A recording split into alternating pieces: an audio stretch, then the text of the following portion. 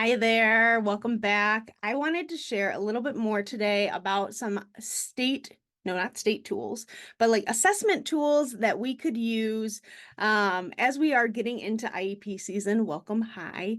Maybe you're in the thick of it now. Maybe you're watching this at another time, but you want to feel more prepared for IEP meetings.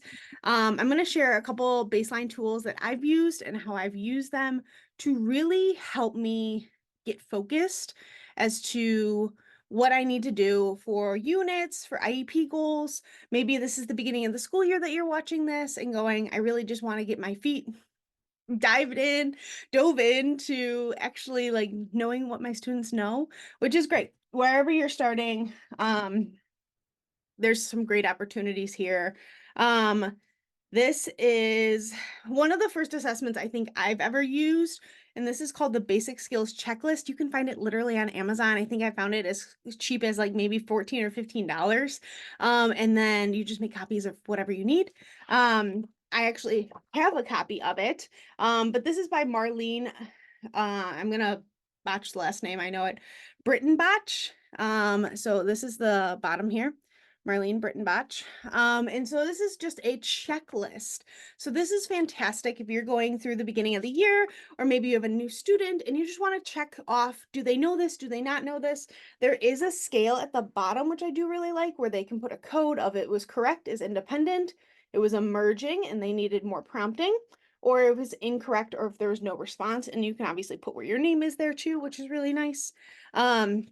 So some of the concepts that it does, like I said, it's that basic skill. So it's matching, it is sorting, colors, shapes, body parts. I'm just going to flip through a couple pages. Preposition, alphabet, community signs, subtraction, calendar skills, addition, time skills, money skills, measurement, um, play, clothing management, art skills, writing, school skills. Honestly, like a lot of these were the things that I taught in my classroom. And so this was a great way. Yeah, daily schedule use, work skills, home skills, school skills, dressing, toileting. So there's a whole, it's a small packet. Just to kind of check through, does your student know how to do this? And then it breaks down to different levels of things. So object to object, picture to picture, picture to picture, object to outline. And so you could really kind of go through and check off. And it's really nice too that there's multiple rows here that you can like see through the years how much the growth has happened. So I will leave a link for this one below.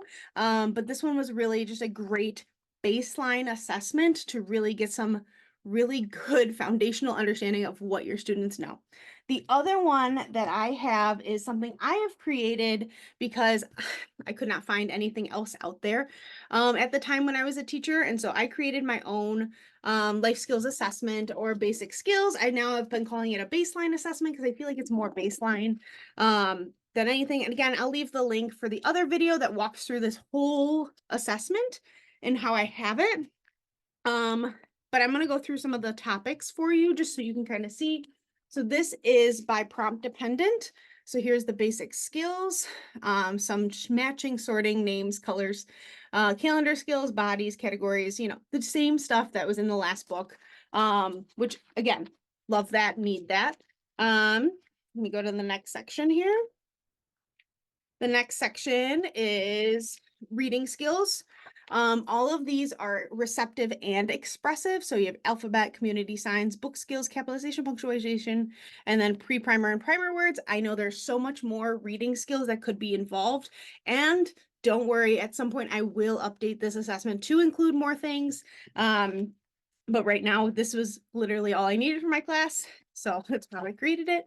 The next one is math. Colors, shapes, patterns, number concepts, one-to-one correspondence, addition, subtraction, money, time, and measurement.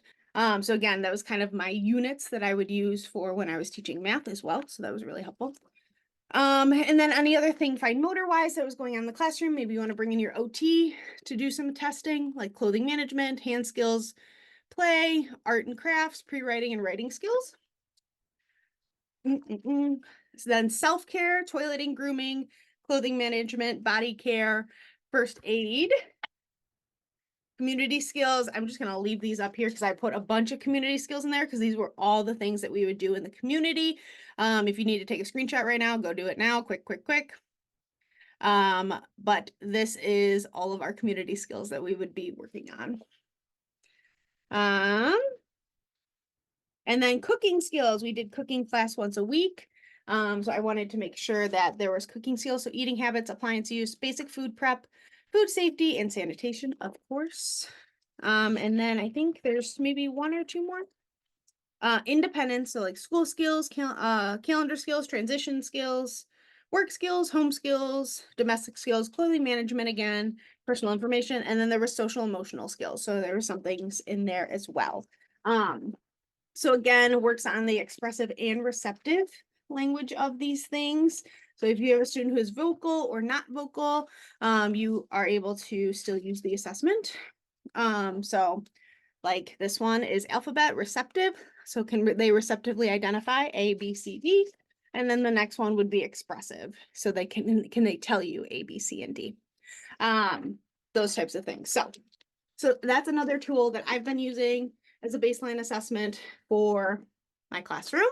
So I hope that's super helpful. Again, I will leave the videos and links below for all of these so you can look a little bit more into what might be appropriate for your classroom. Coming up in the extra weeks here, in the next couple weeks, I will be going through some more standardized or criterion referenced assessments. So if you're more familiar with VB-MAP or ABLES or AFLs, I'm going to be reviewing them, kind of going through the basic steps of what I would do if I was testing them, because I feel like a lot of times people aren't telling you what you actually need to do. They're just expecting you to do it. So hopefully it's helpful to kind of see these walk through a little bit. But yeah, if you have any questions about assessments or any baseline tools, just let me know. Leave a comment below, and I will see you next week.